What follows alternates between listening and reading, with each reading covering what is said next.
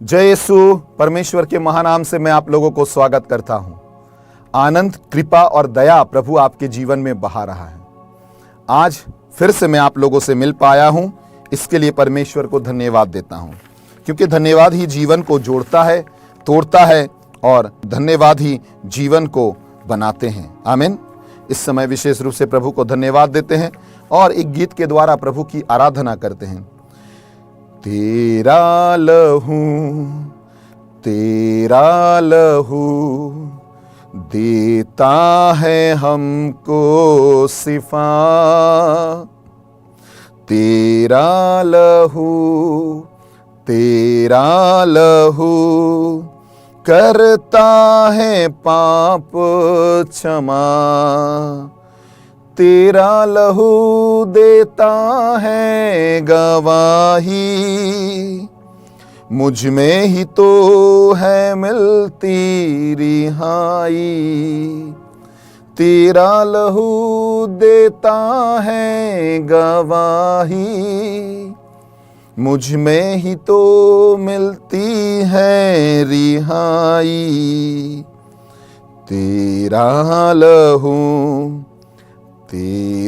लहू देता है पाप क्षमा। आमीन। आइए प्रार्थना करते हैं। परमेश्वर, मैं तेरा धन्यवाद करता हूँ, ये वक्त तूने हमको दिया है, इसके लिए बहुत ही आराधना हो, तेरी धन्यवाद हो, तेरी स्तुति हो। तू महान परमेश्वर है। जो भी तेरे पास मांगा जाता है तू देता है, इसके लिए तुझे धन्यवाद देते हैं। तू राजाओं का राजा है, तू कृपा करने वाला, आशीष देने वाला और जीवन को बनाने वाला परमेश्वर है। तू परम सामर्थ और शक्ति का आधार है। आमीन। धन्यवाद यीशु जी। आज सभी यहाँ पर जुड़े हुए हैं।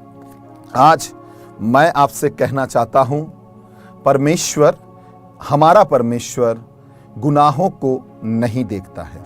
हमारा परमेश्वर गुनाहों को नहीं देखता है। आज का ये वचन है, परमेश्वर हमारे गुनाहों को नहीं देखता है। आमीन। परमेश्वर हमारे गुनाहों को नहीं देखते हैं। इसका मतलब ये नहीं है कि आप गुनाह करते रहेंगे। इसका मतलब ये नहीं है कि आप पाप करते रहेंगे।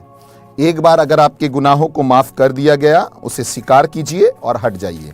दोबारा उस गुनाहों को करने की भी कोशिश मत कीजिए। प्रभु कहते हैं, परमेश्वर हमारे गुनाहों को नहीं देखते हैं, नहीं देखते हैं। आमीन। परमेश्वर हमारे गुनाहों को नहीं देखते हैं। क्या सच में परमेश्वर हमारे गुनाहों को नहीं देखते हैं? क्या परमेश्वर हमारे गुनाहों को अनदेखा बन जाते हैं? क्या परमेश्वर को पता नहीं है मैं गुनहगार हूं? क्या परमेश्वर नहीं जानना चाहते हैं हमारे पाप कैसे हैं? क्या परमेश्वर हमारे पापों को त्यागना चाहते हैं? क्या परमेश्वर ये नहीं चाहते हैं कि मैं प्रभु से दूर हो जाऊं?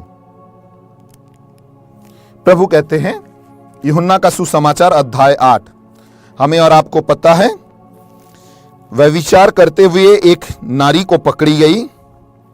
यूहन्ना का सुसमाचार अध्याय 8, और उसे पकड़ने के बाद रास्ते के चौरास्ते के बीच में लेकर आया गया।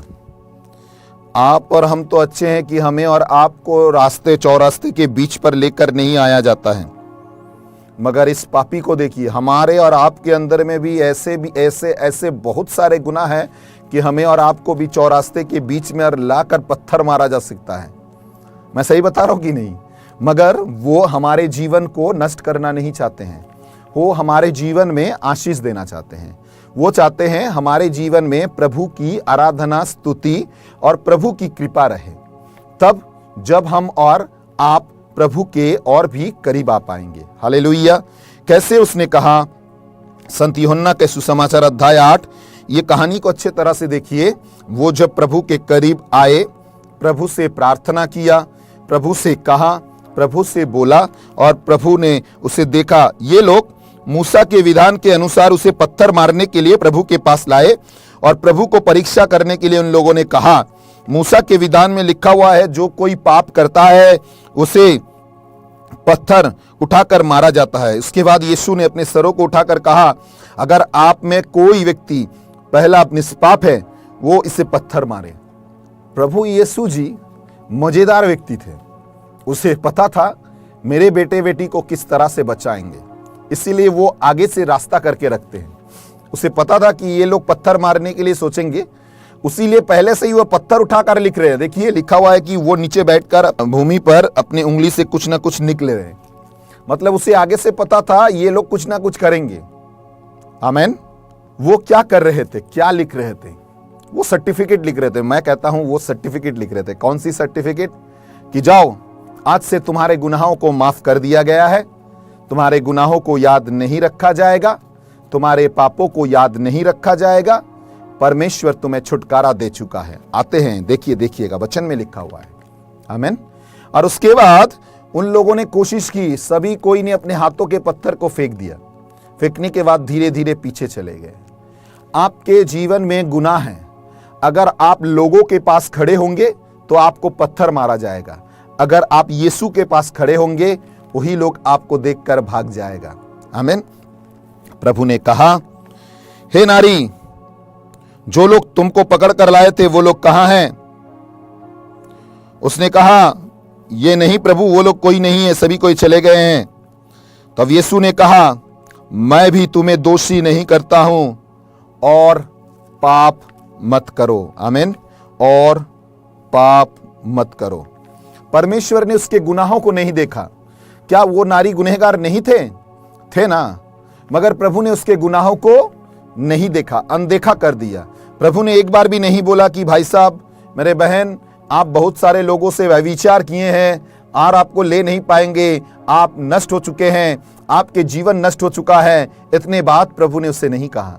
प्रभु ने उसे ग्रहण किया और प्रभु ने कहा, और पाप मत करो।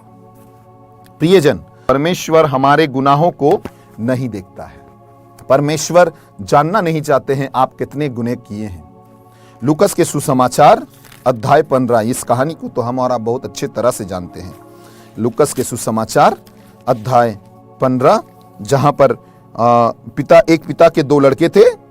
दोनों लड़के में छोटे लड़के ने कहा, मेरी जो चीज जरूरी है मुझे दे दो, मेरी संपत्ति को भाग कर दो, मेरा है मुझे दे दीजिए। और पिता ने उन्हें मेरे अपने संपत्ति बांट दी। थोड़ी ही दिन पर वो छोटा बेटा अपनी संपत्ति एकत्र कर किसी दूर देश पर चला गया और वहां उसने भोग विलास में अपनी संपत्ति उड़ा दी। जब वो सब कुछ खर्च कर चुका तो उस देश में भारी अकाल पड़ा और उसके हालत नंग हो गई। आप पाप करते रहेंगे, आपका जीवन नंग बन जाएगा। आप पाप को नहीं छोड़ेंगे, आपका जीवन नंग बन जाएगा। आपको पाप त्यागना बहुत जरूरी है। आप पाप से दूर रहना बहुत जरूरी है। आप प्रभु से दूर हो जाएंगे, आपका जीवन नष्ट हो जाएगा। उसके बाद वो बेटे सूकर का खाना खा रहा था, हमें और आपको पता है, और उसे याद आया, मैं आपका पुत्र कहलाने का योग्य नहीं रहा, मुझे अपने मजदूरी में से एक जैसा रख दीजिए। तब वो उठकर अपने पिता के घर की ओर चला पड़ा।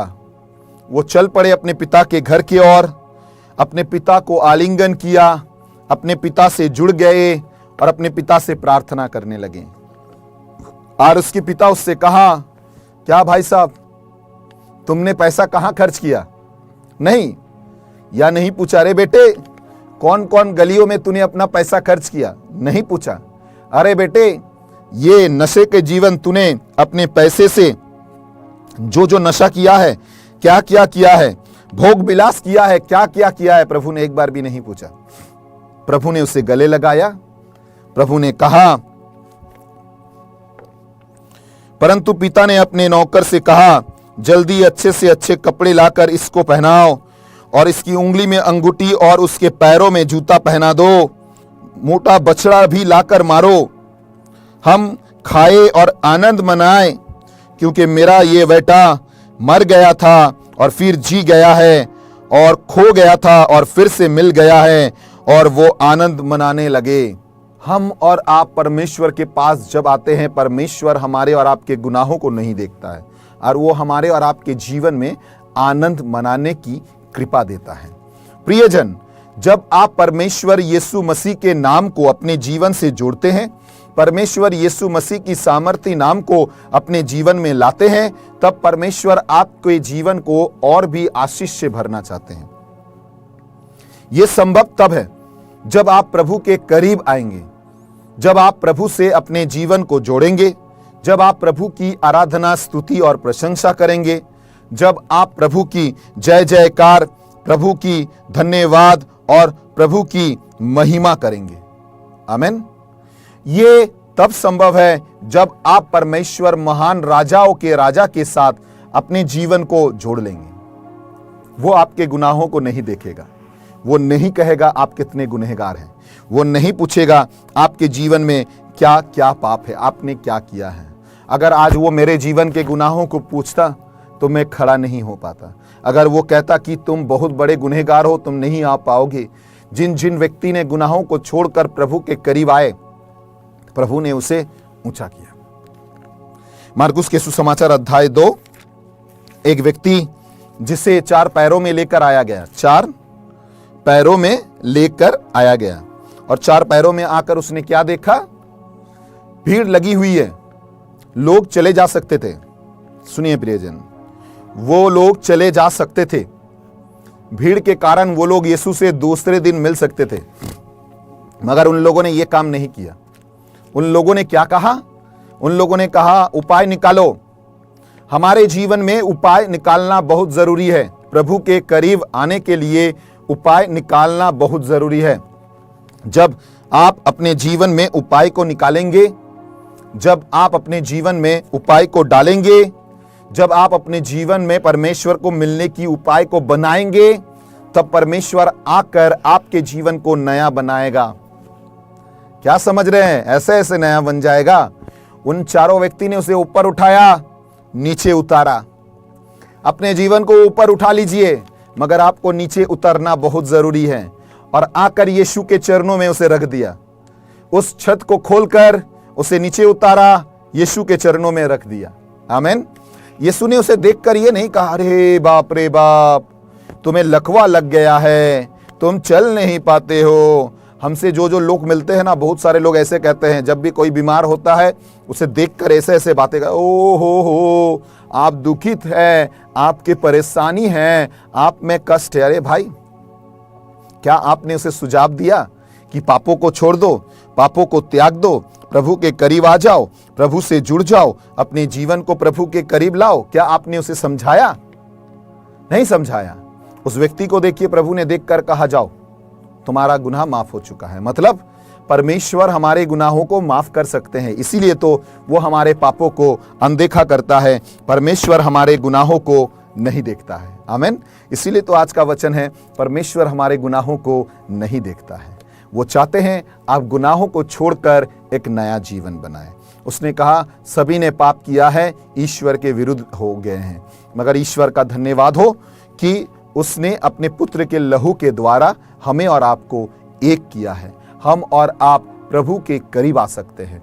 तब प्रियजन जब करीब आते हैं ना, तब हमारे जीवन में परमेश्वर की चमत्कार, परमेश्वर की शक्ति, परमेश्वर की आराधना और परमेश्वर की स्तुति होती है।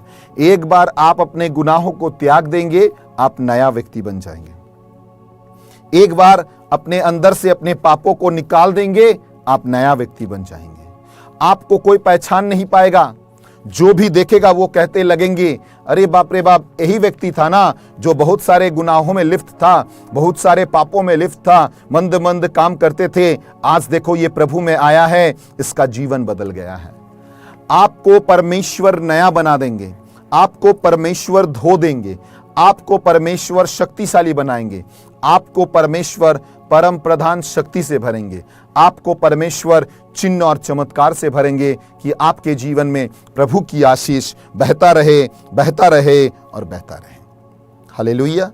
परमेश्वर हमारे गुनाहों को नहीं देखते हैं, ये जानना बहुत जरूरी है। जब हम और आप हमारे जीवन को देख लेंगे, तब परमेश्वर हमारे और आपके गुनाहों को माफ करेंगे, हमें और आपको उसके करीब लाएंगे। जानते हैं नूह के समय में प्रभु ने उन लोगों को बहुत सालों से समय दिया। हम और आप जानते हैं कि करीबन 120 साल से नूह अपने जहाज को बना रहे थे और परमेश्वर ने उसे समय दिया। मगर 120 साल से उसने लोगों को समझाया, भाई पाप मत करो, भाई अपने गुनाहों को छोड़ दो, भाई अपने बुरे हालातों को छोड़कर निकल कर आओ। जल प्रलय के बारे में प्रभु ने नूह से कहा, तुम अपने सारे परिवार के साथ पोत पर चढ़ो, क्योंकि इस पीढ़ी से केवल तुम ही मेरी दृष्टि में धार्मिक हो। तुम समस्त शुद्ध पशुओं में से नर मादा के साथ साथ जोड़े ले जाओ और समस्त अशुद्ध पशुओं में से 2 नर और उसकी मादा को। प्रभु ने उससे समझाया, पूरे इस पृथ्वी पर सिर्फ तुम ही मुझे धार्मिक व्यक्ति लगे। क्यों? क्योंकि तुमने अपने गुनाहों को छिपाया, तुमने पाप स्वीकार की, तुमने माफी मांगा और तुमने गुनाह ना करने की ठान ली। नूह के जीवन बहुत ही शुद्ध और पवित्र था। क्या हम लोगों के जीवन ऐसे शुद्ध हैं? क्या हम लोग शुद्ध बन पा रहे हैं? क्या हमारे जीवन में परमेश्वर की शक्ति और सामर्थ उतर पा रही है? क्या हम और आप प्रभु के करीब आ पा रहे हैं? क्या हमारे जीवन में परमेश्वर का काम हो पा रहा है? क्या हम परमेश्वर से मिलकर हमारे गुनाहों के लिए माफी मांग पा रहे हैं? क्योंकि परमेश्वर तो गुनाह नहीं देखता है। क्या हम छिप छिप कर गुनाह कर रहे हैं? आमीन। आपको पता है, एली के 2 बेटे थे जो लोग मंदिर के सामान को चोरी करते थे। जब प्रवक्ता सामुएल को बताया गया, प्रवक्ता सामुएल ने उनके पिता से कहा, पिता ने पूछा क्या प्रभु ने कहा है, मगर उन लोगों ने अपने माफी नहीं मांगा, गुनाहों के लिए माफी नहीं मांगा। हम लोग अपने गुनाहों को पकड़ कर रखते हैं और गुनाह एक बम में बदल जाता है और जो कभी ना कभी फट सकता है, और जिस दिन वो फट जाता है वो हमारे और आपके जीवन को खत्म कर देता है। आप जान लीजिए, आपके जीवन में परमेश्वर काम तब करेंगे जब आप अपने जीवन को नया बनाएंगे, गुनाहों को त्याग देंगे, प्रभु से जुड़ेंगे, प्रभु के करीब आएंगे, परमेश्वर की नाम लेंगे और प्रभु की आराधना करेंगे। जो व्यक्ति गुनाहों को त्यागता है वो परमेश्वर की आराधना करते हैं। जो व्यक्ति गुनाहों को त्यागता है उसके जीवन में परमेश्वर और भी सामर्थ और शक्ति देता है। तब जब हम लोग प्रभु के और भी करीब आते हैं, तब जब हम लोग प्रभु से और भी जुड़ते हैं और भी प्रभु की आराधना, स्तुति और प्रशंसा करते हैं। आमीन।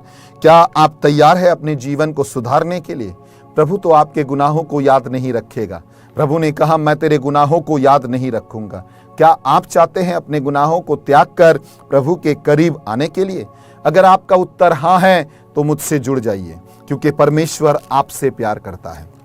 परमेश्वर चाहते हैं आपके जीवन में सामर्थ आए। परमेश्वर चाहते हैं आपके जीवन में शक्ति, अनुग्रह और कृपा उतर कर आए। यह तब संभव है मेरे प्रियजन, जब अपने गुनाहों को छोड़कर आप प्रभु के मार्ग पर आएंगे। अगर आज आप चाह रहे हैं प्रभु के मार्ग पर आने के लिए, मैं आपसे कहना चाहता हूं, परमेश्वर की सामर्थ आपके जीवन में जुड़ना चाहता है। परमेश्वर की शक्ति, परमेश्वर की अनुग्रह आपके जीवन में उतर कर आना चाहते हैं। क्या आप चाहते हैं प्रभु आपके जीवन में आए? तो अपने गुनाहों को त्याग दीजिए। विश्वास कीजिए, शुरू से अंत तक बाइबल में ऐसे कोई व्यक्ति नहीं है जिसने अपने गुनाहों को त्यागा और उसे प्रभु आशीष नहीं दी है। जितनों जनों ने अपने गुनाहों को त्याग दिया, प्रभु ने उसे आशीष दी, जीवन को ऊंचा किया, और परमेश्वर ने याद भी नहीं रखा वो गुनहगार है या नहीं है। आमीन। क्योंकि वो क्षमा करने वाला परमेश्वर है, वो क्षमा देने वाला परमेश्वर है। वो हमारे और आपके पापों को क्षमा करते हैं, वो हमारे और आपके पापों को याद नहीं रखते हैं, और वो हमें और आपको आशीष से भरना चाहते हैं। अगर आप चाहते हैं कि आपके जीवन में परमेश्वर आशीष से भरे, आपके जीवन को प्रभु कृपाओं से भरे, आपके जीवन को प्रभु शक्ति और सामर्थ से भरे, आपके जीवन को प्रभु दया और अनुग्रह से भरे, आपके जीवन में प्रभु सामर्थ दे, तो आप अपने हर एक पापों के लिए उससे माफी मांगिए और प्रभु की स्तुति कीजिए, प्रभु की धन्यवाद कीजिए, प्रभु की जय जयकार कीजिए। और क्योंकि वो आपके बातों को याद नहीं रखता है, जैसे पूर्व से पश्चिम है वैसे उसकी आशीष की धाराएं बहते रहते हैं, वैसे उसकी जीवन की शक्ति और अनुग्रह बहते रहते हैं, क्योंकि वो हमारे जीवन के नीड़ है, वो हमारे जीवन के स्तंभ है, वो हमारे जीवन की शक्ति और सामर्थ है। अगर आप विश्वास करते हैं ये सामर्थ आपके जीवन में आशीष बना देगा। आप लौट कर आइए, लौट कर आकर उससे कहिए कि प्रभु, मैं अपने जीवन को, अपने परिवार को, अपने सभी को तेरे चरणों में लाता हूं।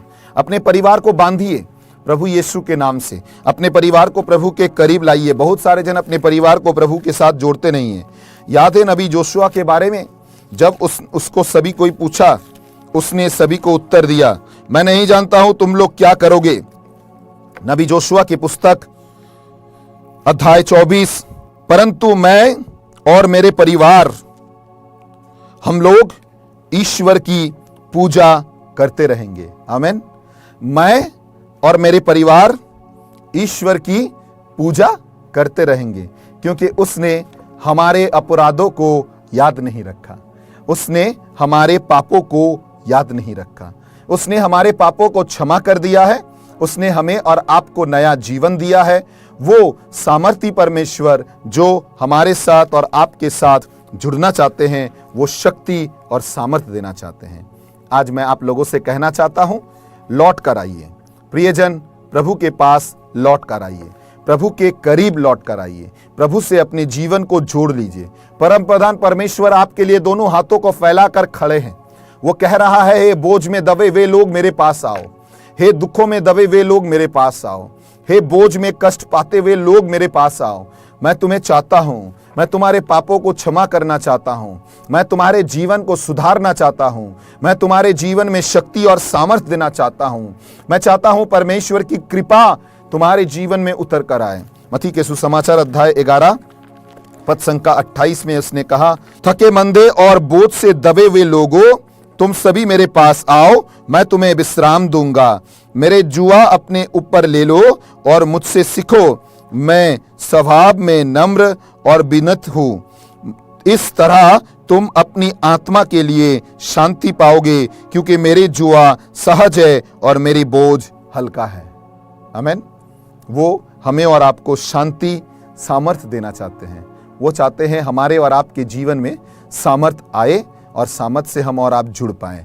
इस समय विशेष रूप से प्रार्थना करते हैं कि प्रभु की आशीष आपके जीवन में आए। आज इसीलिए परमेश्वर के इस वचन के द्वारा परमेश्वर हमारे गुनाहों को याद नहीं रखता है।